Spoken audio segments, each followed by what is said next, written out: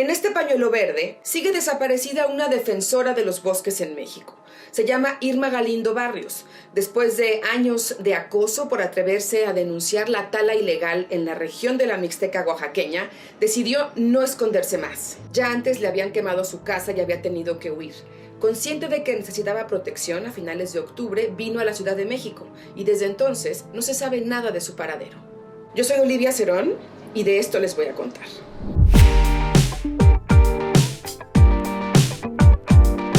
Empezamos el año y, como suele pasar en México, un acontecimiento que debería seguir siendo noticia lo ha dejado de ser: la desaparición de una mujer indígena defensora de los árboles. Mi nombre es Irma Galindo Barrios, 1 de diciembre de 1982.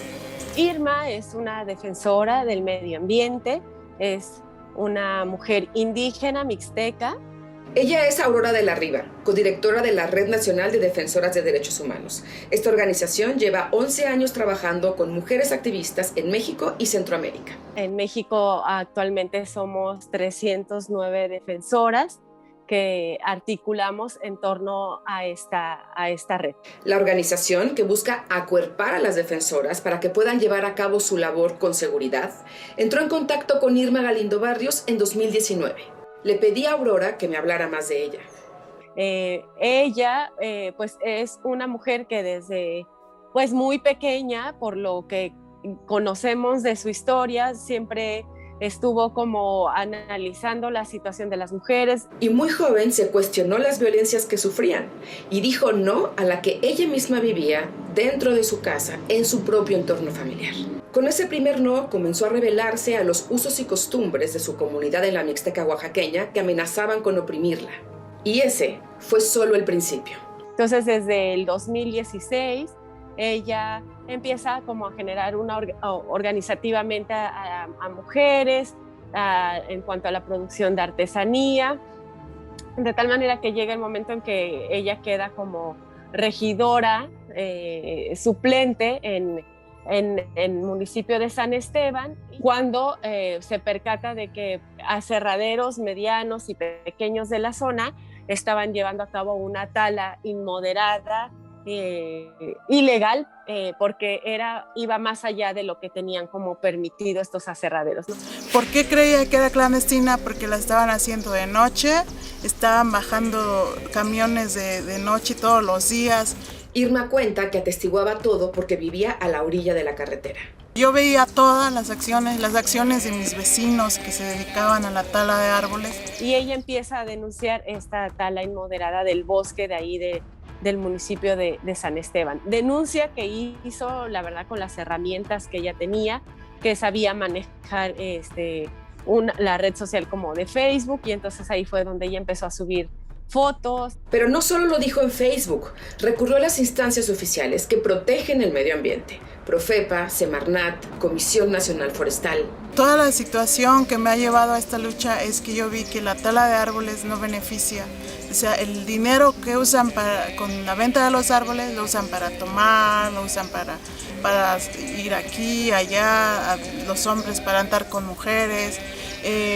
Mi propio tío que se llama Timoteo Galindo, y me atrevo a acusarlo porque sufrí violencia y todo, casi me violó cuando era niña. Son cosas bien fuertes que me llevaron a protestar, a decir no, es que no están bien las cosas, ¿no? Entonces yo protestaba, yo denunciaba, pero que me gané el odio de los que talaban, el odio de mi propia familia.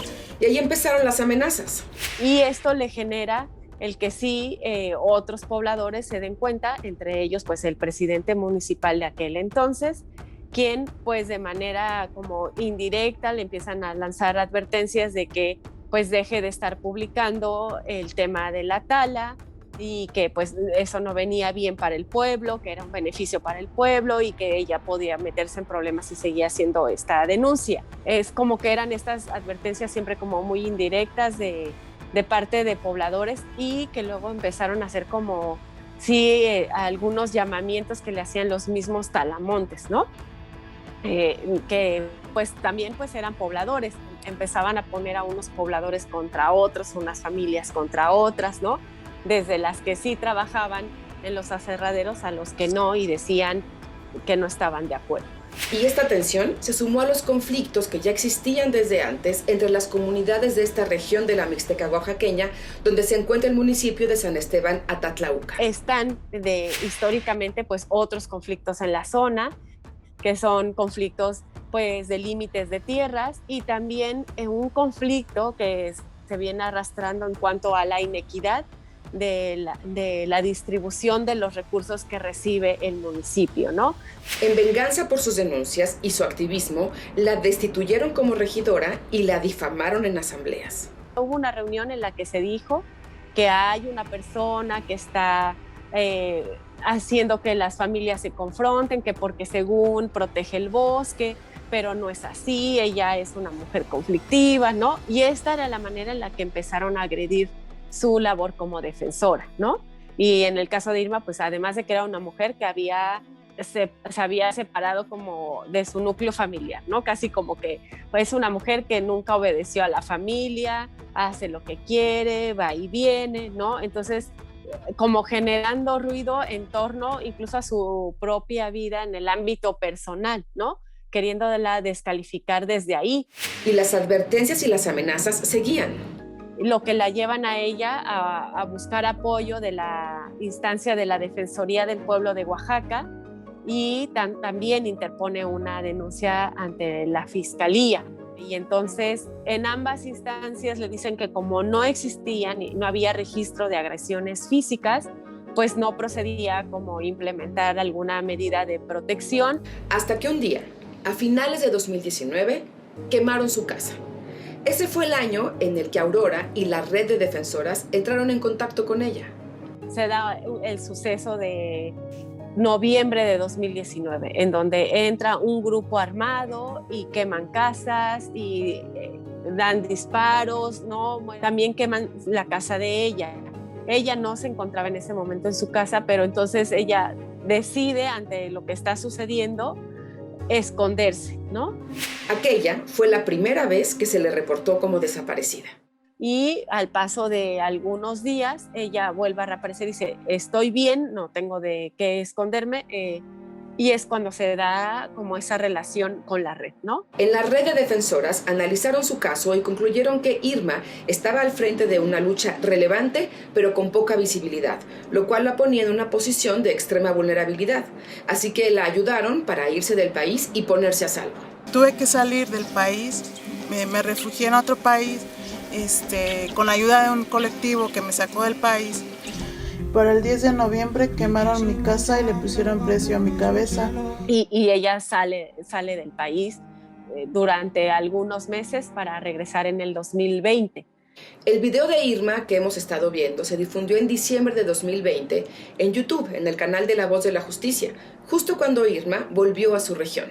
Dicen que nosotros no somos defensores, que yo no soy defensora, que yo que quería ser famosa, por eso que yo misma monté todo sobre la quema de mi casa, sobre todo el conflicto, que yo inicié el conflicto y la división que está pasando. No es justo que yo no tengo por qué esconderme porque no estoy haciendo nada malo. Regresar no fue fácil. Irma tuvo que empezar de cero y reorganizarse con la gente que, al igual que ella, se oponen a la devastación del bosque. Yo pido que todas las instancias que puedan tener interés en la Defensoría del Bosque, que vengan a hacer trabajo de cambio. A la vuelta de Irma, pues sí, estaban con temor y también nuevamente como desarticulados, ¿no? Pero a pesar como de todo esto, sí, Irma volvió. Y así transcurrió todo 2020 y casi todo 2021, hasta que tenemos a Irma nuevamente desaparecida en un contexto nuevamente de otra vez un grupo armado que ingresa a la localidad donde ella llevaba a cabo su labor. Los días 21, 22 y 23 de octubre de 2021, un grupo armado atacó las comunidades de Enyonoyuji, Guerrero Grande y Mieriterán, pertenecientes a San Esteban Atatlauca. Incendiaron casas y hubo personas muertas y otras desplazadas. Después de eso, lo último que se supo de Irma es que vino desde Oaxaca a la Ciudad de México porque tenía una cita con el Mecanismo de Protección a Defensores y Periodistas. Ella vuelve a entrar en contacto con nosotras el 25 de octubre y nos dice, estoy aquí en la Ciudad de México, sucedieron unos eventos violentos nuevamente en las localidades, eventos que se registraron entre el 21 y el 23 de octubre. Igualmente entró un comando armado, hubo otra vez casas quemadas, hay gente desplazada, hay gente muerta y también hay desaparecidos, ¿no? En su cuenta de Facebook escribió: ¿será que no vale la pena defender este lugar y su gente? ¿Habrá alguien que ayude a que recuperen estas tierras para volver en ellas? ¿Habrá alguien que pueda pagar para que los campesinos cultiven, también para los animales silvestres, para que no se extingan cuando el bosque se siga reduciendo? Tal vez alguien que les ayude a construir sus casas de barro para que no se quemen. ¿Alguien, dice yo? ¿Alguien por ahí? ¿Hay alguien? Y después de ese mensaje, el 27 de octubre de 2021, Irma dejó de responder. Su pista se perdió. Ya, o sea, al paso de 4 o 5 días nos damos cuenta que pues ella ya no se conectaba desde el 27 de octubre a su celular. Desde ese día, la respuesta a sus preguntas parece darlas el silencio. No llegó a la cita que tenía el 29 con el mecanismo. Para la red de defensoras, la búsqueda de Irma empezó tarde. Se perdió tiempo valioso determinando si había desaparecido en la Ciudad de México o en Oaxaca. El hecho agregado de que es una defensora y de que había pedido medidas de protección, el mecanismo en lo inmediato tenía que haber activado el protocolo de búsqueda de personas, ¿no? Las primeras horas son importantísimas, ¿no? En términos de poder localizar y de buscar a una persona. A principios de enero, el Comité contra la Desaparición Forzada de la ONU emitió una acción urgente para la localización y búsqueda de la guardabosques Irma Galindo, de 41 años, y 4 indígenas mixtecos más, que desaparecieron en Atatlauca, Oaxaca. Pero no hay respuestas. A finales de 2021, cuando Irma desapareció, al otro lado del mundo se llevaba a cabo la Cumbre del Clima en Glasgow, Escocia.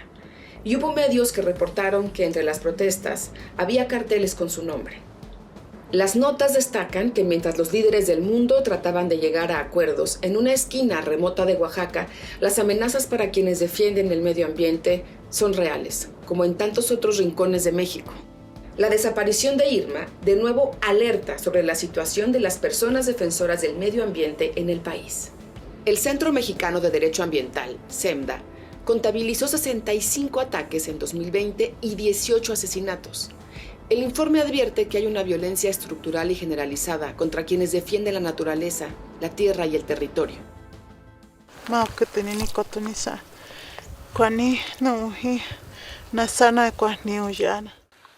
Me despido lanzando desde aquí la misma pregunta de Irma. ¿Hay alguien ahí?